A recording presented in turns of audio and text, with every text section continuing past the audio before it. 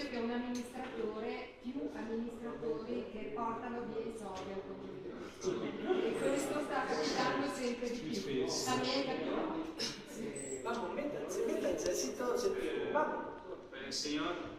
Il signore parlava di problemi condominiali in cui c'è il problema economico che si lega al problema sociale, ovvero quando c'è un condomino che non paga perché non ha di che pagare. Ha fatto l'esempio dei pensionati che non hanno i soldi per pagare materialmente. E questo è un esempio dell'aspetto patrimoniale che si lega all'aspetto sociale. La señora decía que conoce algunos casos en que los administradores de las casas, de los palacios, se toman el dinero. Bien.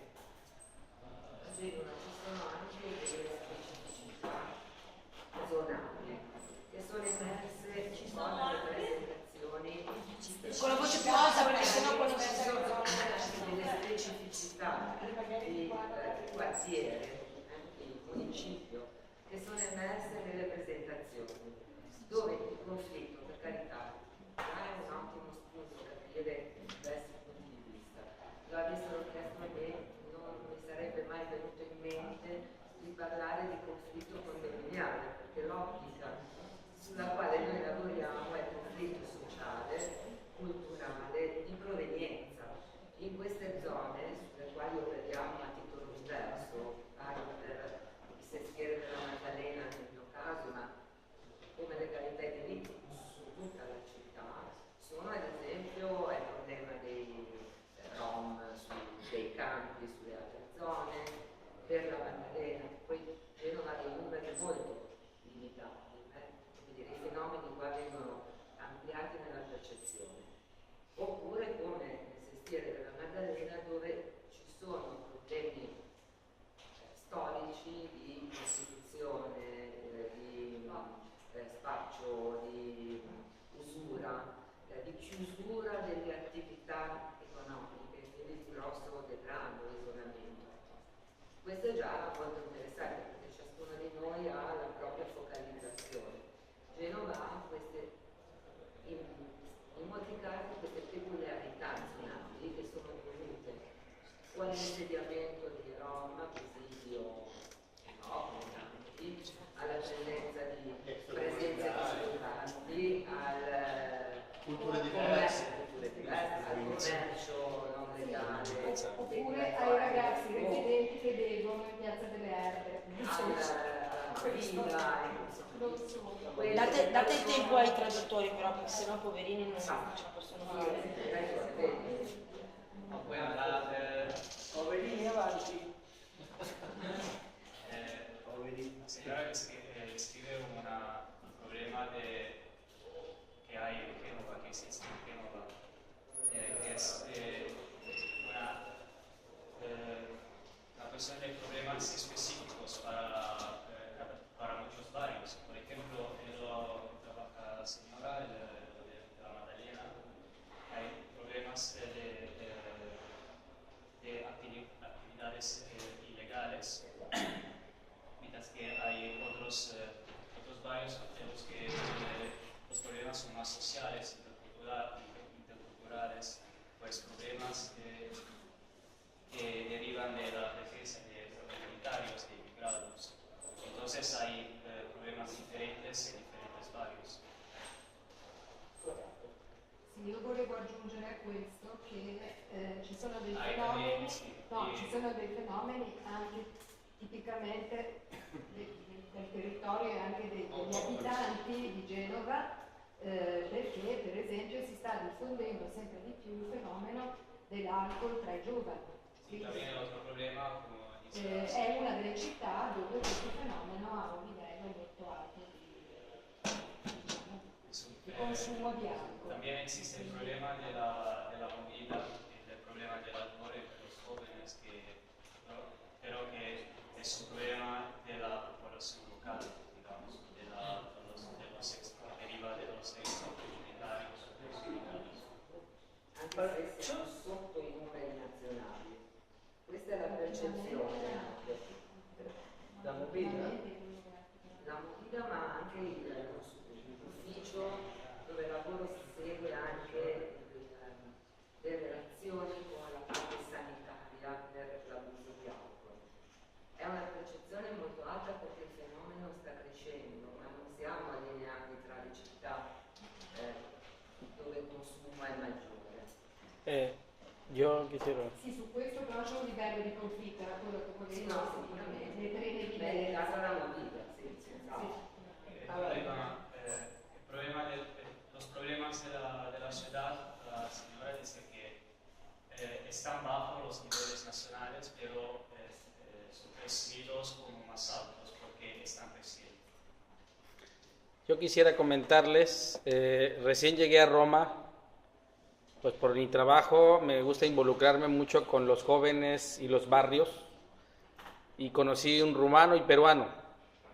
Entonces, platicando, les pedí que me llevaran a sus barrios o con sus compañeros que cometían delitos, y pues les pedí de favor que me dijeran más o menos cómo se trabajaba. Entonces me empezaron a explicar pues que ellos trabajan en grupos de 4 o 5 gentes en los lugares con mucha gente, te quitan cartera, te quitan reloj, lo que pueden, sin lastimarte, y cuando ellos te están escapando, nunca encuentran a la persona que te quitó porque son varios. Y entonces yo les decía, y oye, pero que no los agarran, sí, pero nunca nos agarran con las cosas. Pero lo que me llamó mucho la atención fue cuando me dijeron que a qué me dedicaba. El peruano empezó a explicarle a los demás y les dijo él, está en las cárceles. Y dice, oh, en México sí son delincuentes criminales. Nosotros solo robamos, no lastimamos. O sea, me llamó mucho la atención porque ese es hablando de la percepción que decía, la percepción del delito está tan ya culturalizada que cuídate de nada más de que te quiten el dinero mientras no te lastimen. No es un delito tan grave, y en México lo tienen tipificado con violencia, criminalidad. Eso me llamó mucho la atención. Digo, ahorita quiero pensar que tiene que ver mucho con eso, lo que me están diciendo, pero sí quería comentar eso.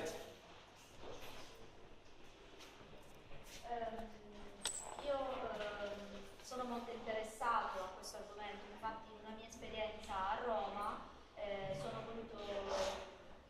ho voluto appunto introdurmi in nell'ambiente della città, nell'ambiente dei giovani, e ho chiesto ad un mio conoscente Peruano y romano.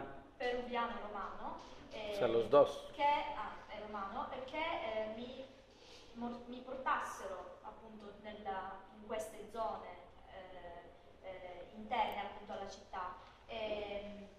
Quando abbiamo parlato appunto dei vari scippi, dei vari furti, loro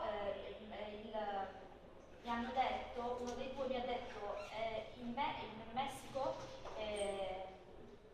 soltanto i delinquenti, i criminali vanno in carcere, noi rubiamo soltanto, non è un delitto così grave. In Messico quello che si punisce è più appunto la violenza, la criminalità, e non una cosa così quasi innocente come il rubare.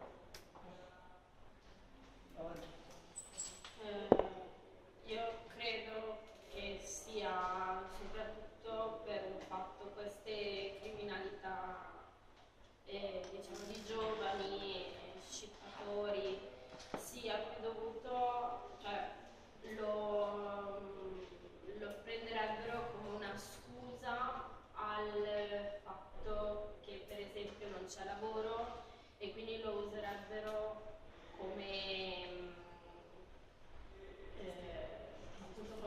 come giustificazione per poterlo fare come se gli spettasse di diritto.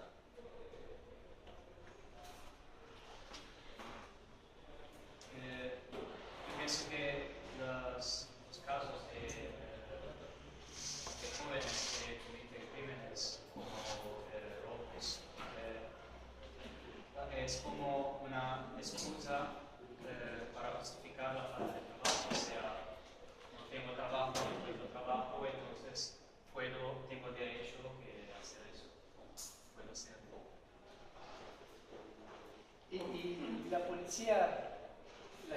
violencia que tiene la policía. Tiene que ver con esto de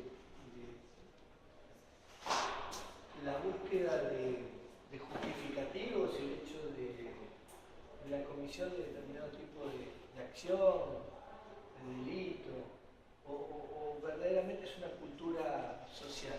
Secondo me sono due strade. Ci sono quelli che rubano, però tra virgolette per sopravvivere, leggiamo sui giornali, quelli che nel supermercato portano via generi alimentari perché non hanno proprio la possibilità di comprare da mangiare. Poi ci sono quelli che sono invece, chiamiamoli criminali per tendenza o professionalità, di solito proprio dei professionisti, cioè hanno sempre nella loro vita, che poi adesso andando a scavare poi uno scoprirà anche perché, però purtroppo quando vai a vedere i precedenti, cioè gente che vive una vita di scippi, di furti, di rapine, lo fanno proprio come un modo di vivere, un sistema di vita. Cioè, questo si alza al mattino, la scelta di vita. Io mi alzo al mattino, che poi ecco, scelta forse è un po' azzardata, perché non sappiamo da come è partita questa cosa. No, questo è consapevole. Sicuramente poi nel futuro sei consapevole che facendo questo tu tieni dei benefici tuoi economici a danno, facendo dei danni. Poi vediamo anche che succedono episodi violenti dove la gente, soprattutto le persone anziane, vengono tornate a centro caldo, possiamo poi passare anche a un'escalation di violenza superiore. E quindi cioè, la giustificazione che noi come polizia possiamo dare sono giustificazioni del tutto personali. Poi al di là di tutto il codice penale è uguale per tutti, non è che cambia. Però uno può dire, cioè, se tu ti ho beccato che hai rubato il pezzo di parmigiano o la fettina di carne, posso cercare di mediare io come agente, faccio una cosa in più col direttore del supermercato e dico guarda te la pago io, è già successo, te la pago io, basta che lo lasci stare. Questa persona qua poi nelle azioni può sentirsi umiliato, può sentirsi diciamo agevolato nella sua situazione economica, però poi alla fine della favola sicuramente non vado a giustificare quello che strappa la catenina alla persona anziana, la guida per terra, gli rompe la gamba e poi si va oltre.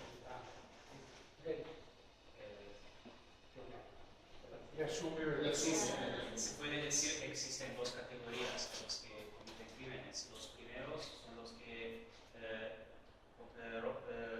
se habla de robos, que roban comida para sobrevivir, son por ejemplo los jubilados, que se encuentran en la necesidad de robar comida en los supermercados porque no tienen dinero para comprarla. Y hay otra categoría que son los que quizá la primera vez que cometieron un crimen había una razón para que lo hubieran cometido, pero siguen eligiendo, siguen esa vida de crímenes y entonces se siente más, se puede más justificar uno que roba comida en un supermercado que el segundo tipo de criminal. Al final el código penal es igual para todos, pero en el primer caso se puede intentar mediar, como ya ha pasado, que la policía, por ejemplo, ponía al director del supermercado, le decía, bueno, pago yo para él, pero no denunciarlo, no déjalo en paz.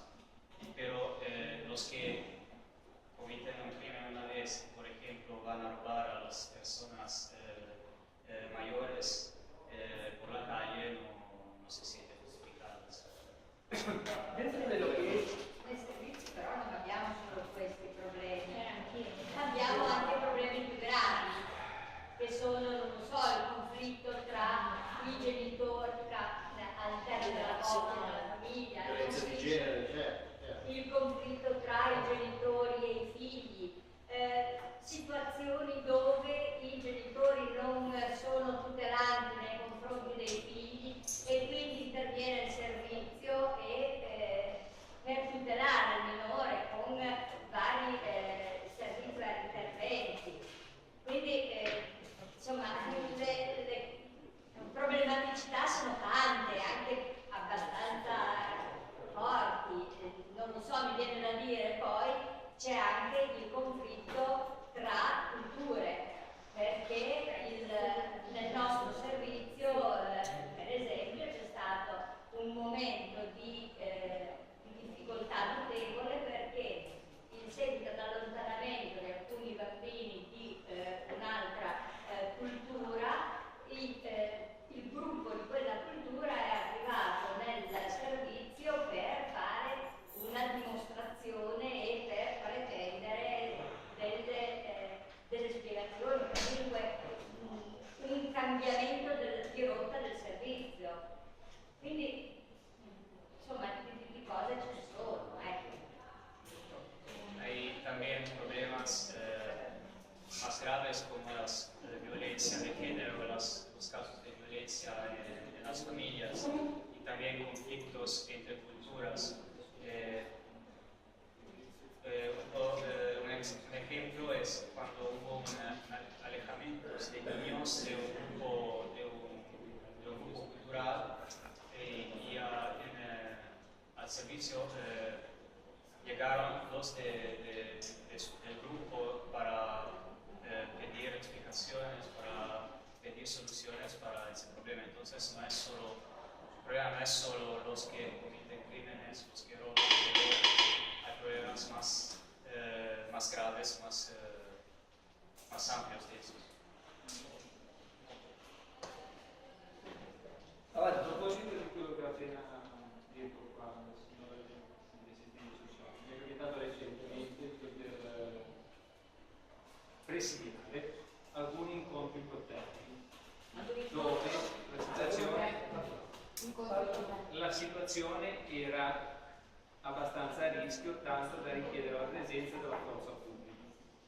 In questo caso comunque è stato fondamentale quello che ho imparato della mediazione, perché ha potuto essere una presenza estremamente diplomatica, in alcuni casi fatta in borghese, spesso in maniera defilata da non essere visti, però la presenza doveva essere percepita, proprio per far sì che la persona che poteva causare del pericolo sapesse che eravamo noi, ma allo stesso tempo che non subisse la nostra, diciamo, chiamiamola violenza psicologica, il fatto della divisa, il fatto della mia figura. E appunto genitore e figlio, è capitato un genitore che avevamo dovuto fare una comunicazione del tribunale, insomma situazione un po' delicata. E comunque è stato fondamentale quello che abbiamo imparato in questo.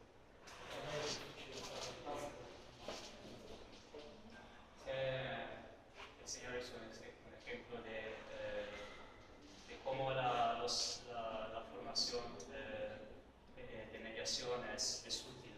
Por ejemplo, su ejemplo es durante encuentros tranquilos, o sea, encuentros en los que se necesitaba la presencia de policía. Fue muy útil haber atendido a talleres de mediación porque pudo presenciar sin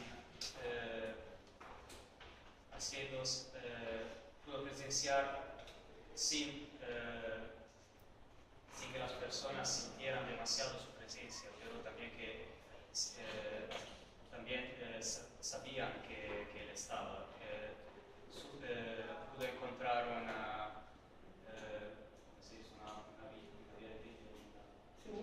medio para evitar que se sintieran controlados, pero también protegidos.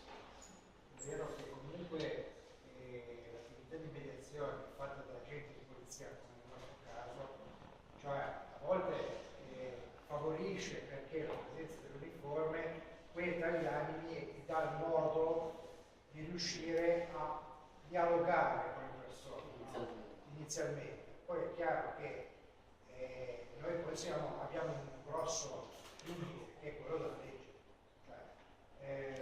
Tant'è vero che anche sulla parte del regolamento dice chiaramente che comunque una sanzione va erogata in attesa che queste persone comunque addivengano e accettino una mediazione, cioè che sottoscrivano entrambi un atto, una dichiarazione, dove concordano di non continuare più nell'evento che ha scatenato l'intervento nostro. Perché gioco forza il mediatore professionale è una terza parte con un compito esclusivamente di mettere d'accordo le parti e trovare una soluzione. Cioè noi abbiamo anche la limitazione della legge, no? Ne abbiamo parlato ai suoi tempi,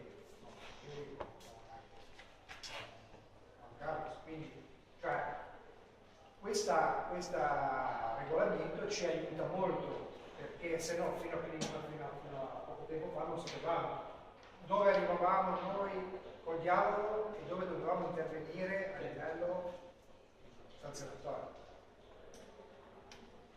La mediación por parte de la policía a veces favorece la resolución de un conflicto, pero no siempre. Y la policía también tiene un límite más del mediador profesional, que es de la ley. El mediador es una tercera parte que ayuda a poner de acuerdo las dos partes, mientras que la policía tiene que separar el aspecto diplomático del aspecto de la ley. Y, por ejemplo, si ellos tienen que sancionar las dos partes antes de que se llegue a un acuerdo, y eso es un límite para ellos. Tienen que saber cuándo hay que mediar y cuándo hay que intervenir con el medio de la ley. Sí, hay un muy buen término para la policía en muchos lugares que prefieren no perder el lugar de la autoridad, porque de hecho la ley les da un lugar de la autoridad, y que es medar más que mediar, que es esta posibilidad de mediar o de arbitrar, en caso que la circunstancia lo requiera o las mismas partes le den esa facultad. O sea, tanto la posibilidad de mediar como de arbitrar. Es un modo de no perder el lugar del uniforme también para la policía.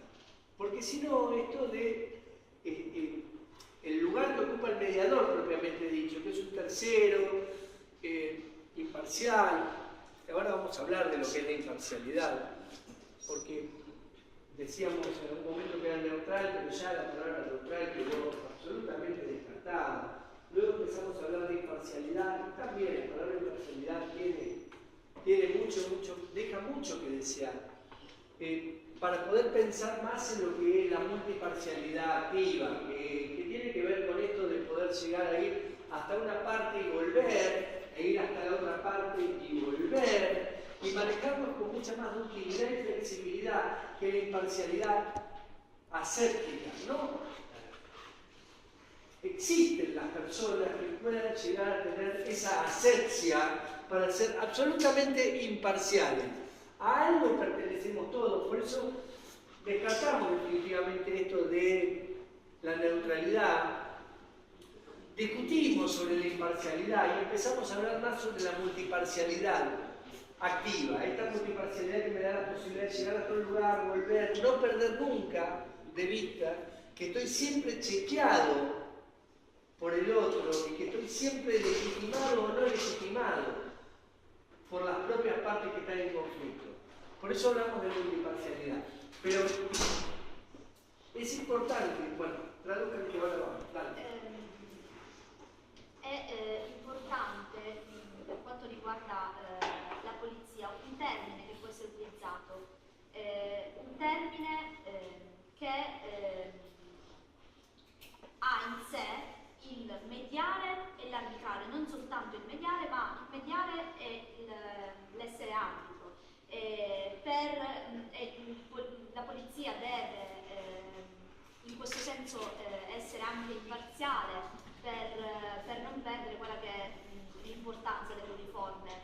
può anche parlare di multiparzialità, quindi io posso spostarmi più da un lato e tornare indietro, poi mandare magari da un altro lato e poi tornare di nuovo indietro. C'è gente, come ad esempio la polizia, che deve essere imparziale e appunto in questo contesto si può parlare di multiparzialità attiva. Io devo sapere se sono o meno legittimato a fare qualcosa. Sí, y en esto es importante el lugar que ocupa la policía también. Si tienen la capacidad como para poder ser imparciales con ese uniforme. La imparcialidad con ese uniforme es relativa. Ustedes representan al Estado, representan una ley, representan la fuerza del orden. Y la pregunta es, ¿de qué orden? ¿De qué orden? ¿Quién ordena el orden? Si chiamano tutori della legge. Tutori della legge. Ma gli è venuto meno però questo a loro. Poi, ed è importante capire il luogo che occupa la polizia, la posizione che occupa la polizia, che veste appunto un uniforme che rappresenta tante cose, rappresenta lo Stato e rappresenta anche l'ordine. Ma quale ordine? Chi ordina l'ordine?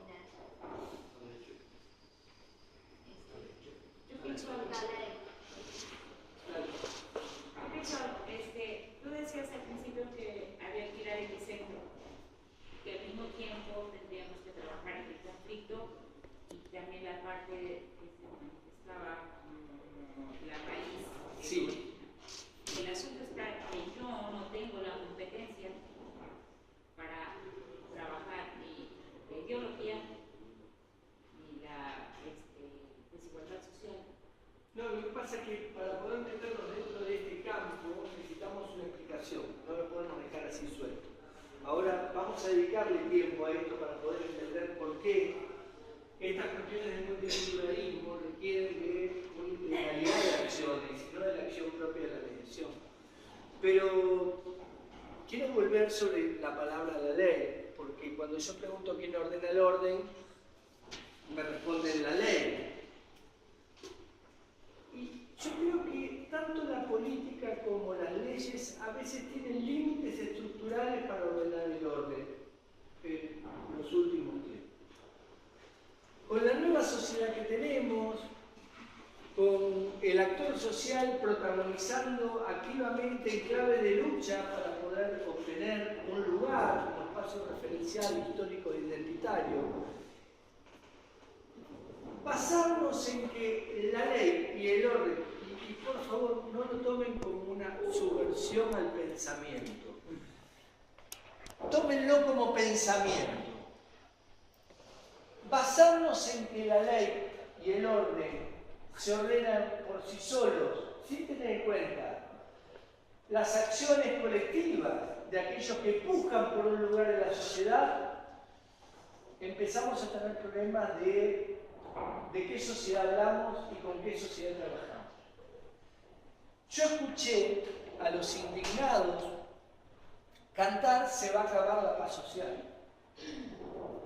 Yo escuché a los indignados decir que el diálogo era funcional a la troika financiera internacional.